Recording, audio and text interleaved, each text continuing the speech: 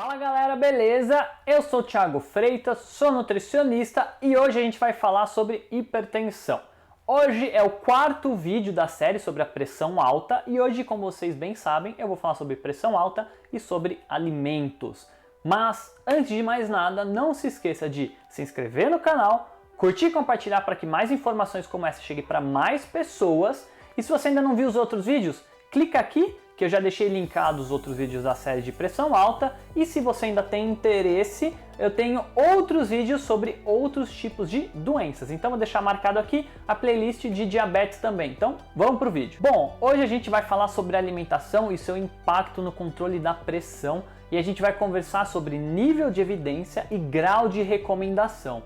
Então deixa eu explicar para vocês quais são as classificações com esses dois termos, beleza? Os níveis de evidência, eles vão de A ao C, onde A seria o que a gente tem maior número de estudos para corroborar a nossa conduta, ou seja, o que a gente tem de maior nível de evidência seria o nível de evidência A, e o nível de evidência C seria opinião de especialistas, ou seja, alguma via metabólica que justifique, mas ainda sem grandes estudos para embasar mesmo, é seguro e é eficaz. Já para o grau de recomendação, nós temos do grau 1 ao grau 3. Um pequeno adendo, existe o grau 2 e o grau 2 é do 2A até o 2B. Então vamos lá. Grau 1 seria uma grande quantidade de evidências suportando essa conduta e que demonstra que é eficaz e segura. Já o grau de recomendação 3, a gente não tem evidências que sustentem e, pelo contrário, seria uma conduta que tem um risco muito elevado para a saúde e a eficácia nada interessante. Então, tendo dito isso,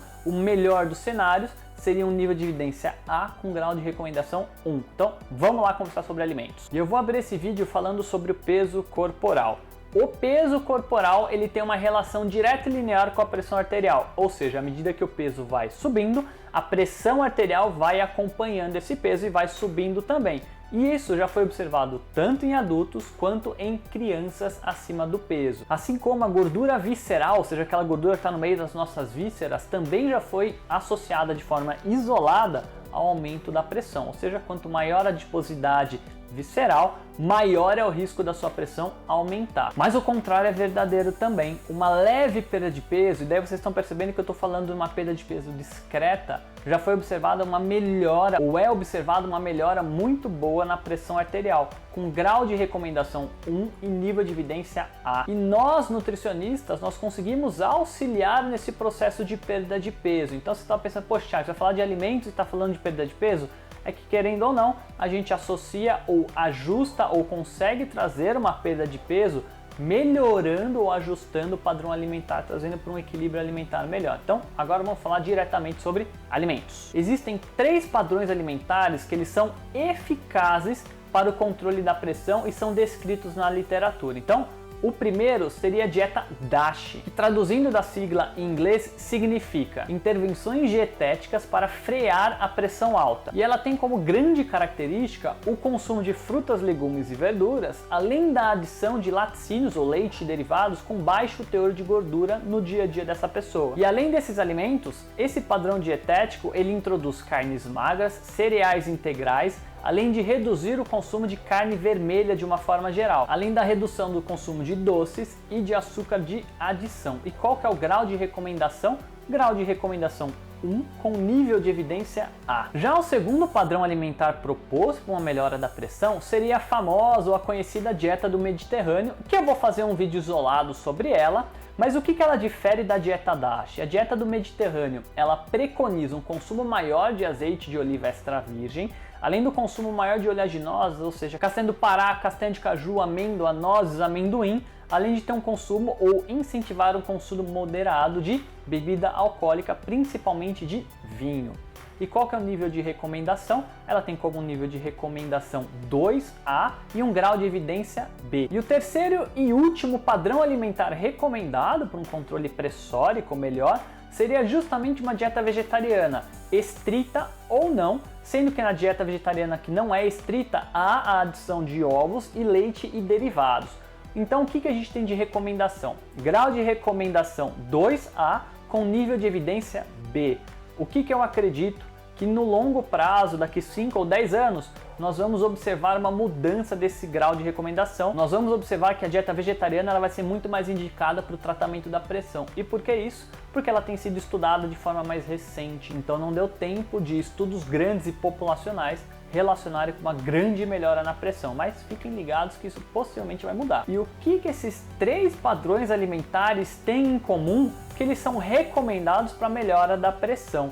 Eles têm em comum um maior consumo de fibras de uma forma geral, além de um bom consumo de potássio, cálcio e magnésio, e esses 3 micronutrientes eles já foram relacionados com um controle pressórico melhor, seja melhorando a reatividade do vaso, ou seja, nossas veias e artérias elas ficam mais reativas, respondendo melhor a um estímulo cardíaco, por exemplo, seja também aumentando a vasodilatação, ou seja, os vasos ficam mais dilatados, ou seja, relacionando principalmente potássio com o controle de líquidos do nosso corpo, exigindo menos então desse balanço de entra e sai de água intra e extracelular, além também de um consumo reduzido de gorduras saturadas e colesterol nesses 3 padrões dietéticos. Bom, já falamos sobre padrões alimentares, vamos falar sobre alimentos específicos. Então, vamos lá. Vamos começar então falando sobre o sódio. E quando a gente discute sobre o sódio, o buraco é mais embaixo. O que a gente tem como dado? Zerar o consumo de sódio, ou seja, não comer nada de sal, não traz benefício para a pressão.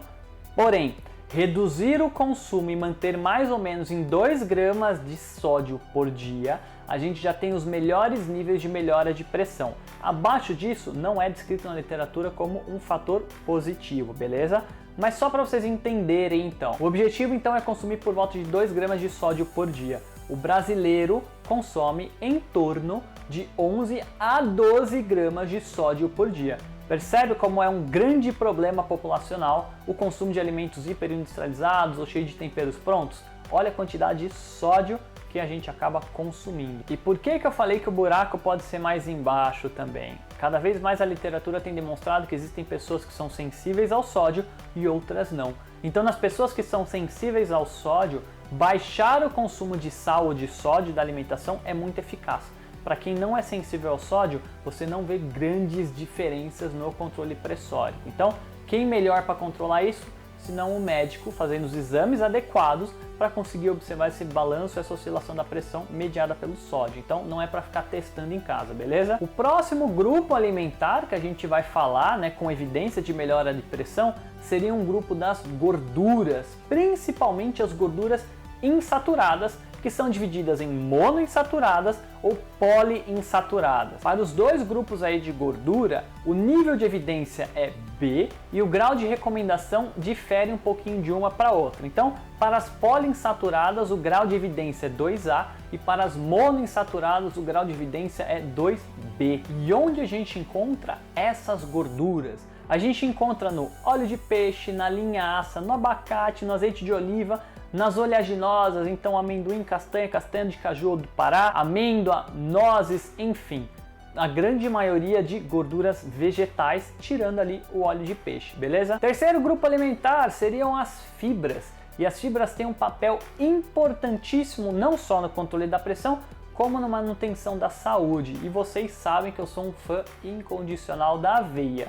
E se você ainda não conferiu, eu vou deixar marcado aqui. Eu fiz um vídeo especial falando sobre a aveia em específico. Então, confere lá depois desse vídeo. As fibras, de uma forma geral, apresentam um grau de evidência, um nível de evidência B, com um grau de recomendação 2B. E qual que é a grande via de atuação das fibras que melhoram a nossa pressão? Que é meio louco a gente pensar, consumir a fibra e a fibra vai melhorar a minha pressão.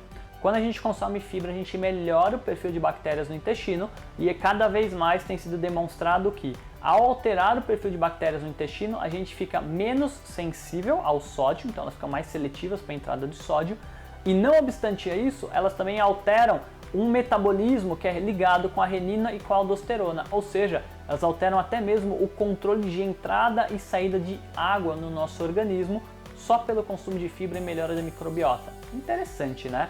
O grau de recomendação ainda é B com 2B, porque não temos grandes dados robustos, porém a literatura está caminhando para comprovar esses efeitos. Já o leite e seus derivados, eles apresentam um grau de evidência, um nível de evidência B, com grau de recomendação 2B, pois eles contêm cálcio, potássio e peptídeos bioativos que já foram relacionados com uma melhora da vascularidade, ou seja, do nível vascular, melhorando assim o tônus, diminuindo a pressão. Um alimento que ninguém espera, mas que ajuda a pressão, seria o alho. O alho ele contém diversos compostos bioativos, mas 2 são principais para o controle da pressão, para a melhora da pressão, que seria a alicina, que é encontrada no alho cru, ou a S-alilcisteína, que ela é encontrada no alho depois de ser processado, ou seja, uma coisa é você pegar um dente de alho cru e fazer o preparo, outra coisa é você pegar esse dente de alho cru, esmagar, picar, macerar, você ativa esse composto bioativo e aí ele gera uma melhora no nosso organismo. Olha só que interessante, dependendo da forma que você manipula o alimento, você tem mais ou menos benefício do que você está buscando, no caso, melhora da pressão. E eu devo fazer um parêntese, os estudos eles são com suplementação de cápsula de